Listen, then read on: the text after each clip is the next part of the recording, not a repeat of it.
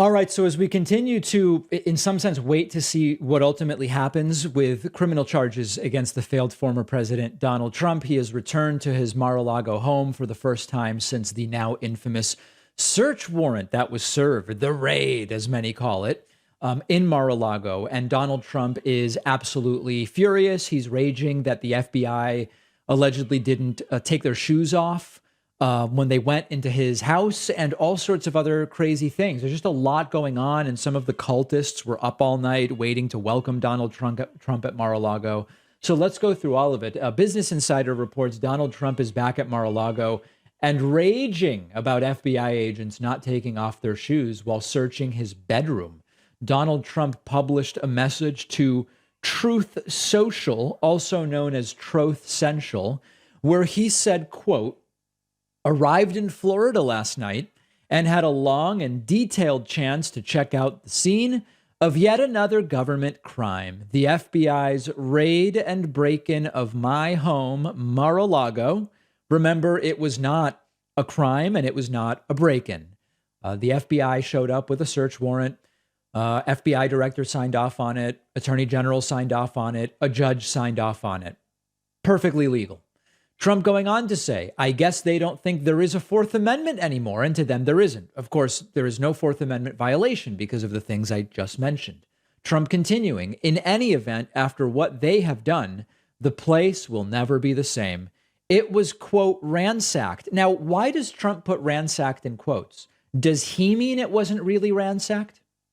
Because when you put it in quotes, it almost suggests he doesn't think it was ransacked. Anyway, and in far different condition than the way I left it, many agents, and they didn't even take off their shoes in my bedroom.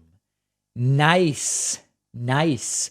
Now, to give you a sense of the level of cultishness that's going on here, there were people waiting for Trump's arrival in the middle of the night, lining the street. Check this out. Coming back to his Florida home Sunday night. Dozens of his supporters waiting along the bridge on Southern Boulevard, waving their flags, cheering as he drove through. Yeah, this is a cult.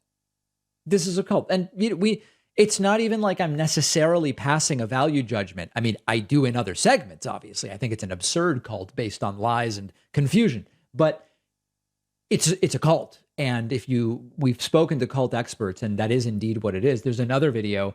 This one was from yesterday afternoon, which was hours before Trump even got back.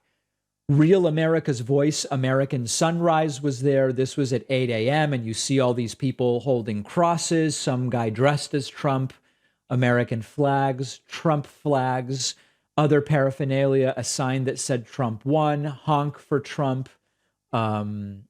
Just all sorts of different characters, because they're waiting to welcome a potential criminal. That's what they're doing here. Now, my prediction is that with Donald Trump back at Mar-a-Lago, and understand there's two parts to this. One, Trump's back at Mar-a-Lago, which he considers the scene of the crime or whatever. I think it'll trigger him more than being in New York, being back there. And that will probably lead to a particularly unhinged Trump. But also, Mar-a-Lago has become a sort of like, it's almost like the wedding at the beginning of The Godfather, where all of the acolytes and brown-nosers and suck-ups are making their pilgrimages, so to speak. And that's what they do at Mar-a-Lago. Trump hosts people, everybody from, Kyle Rittenhouse to other right-wing heroes. Yeah, I know. And so it's likely, I would say, that Trump's visitors are going to fire him up and give him ideas. He'll probably be meeting with lawyers. And so I expect it's going to be a really, really crazy week. One other little note on what's been going on with Trump lately. There has been a preview released by Newsmax of what they're calling a special. And this is a special in which right-wing actor Jon Voight, who's the father of actress Angelina Jolie, Jon Voight, who really has not seemed with it for a while in terms of his connection to reality, he actually wept during the interview. Or maybe wept is too much. He cried. So this is something else we're going to be watching out for very, very closely. And she came in and you said, "I hear you're having a little bit of a difficulty." And she said, "Well, I have some cancer issues." And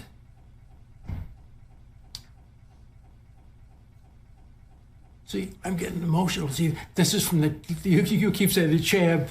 You can't watch the champ without crying. Well, I can't. I can't go through this story without crying. And you said, I'll take care. Yeah. So a visibly emotional John Voight, overcome with how good of a person and genuine and caring and all of these other things that we have no evidence for Donald Trump is. So that's the latest there. And we'll keep an eye on Mar-a-Lago this week. Could be quite a week.